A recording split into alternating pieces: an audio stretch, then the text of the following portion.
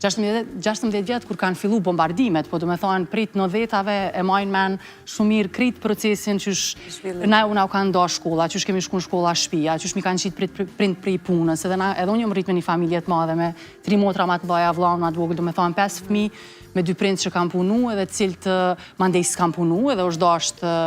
me majtë familjen diqysh në një kohë kur s'ke pas, do me thonë, kur fartar dënash materiale, edhe në një kohë kur je reziku për pëshpërimën ma të vogël të shprehjes së lirisë me një Kosova Republik, njerëzit kanë hi në burg.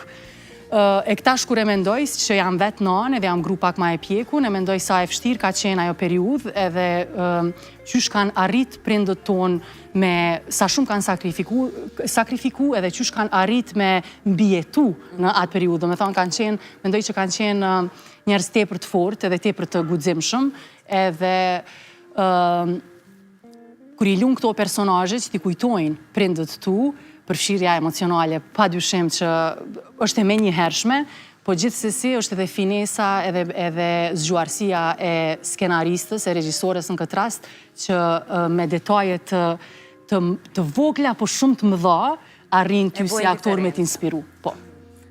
Me që përmende edhe periudhën e luftës, pra ke qenë në një moshë ku kujton çdo gjë.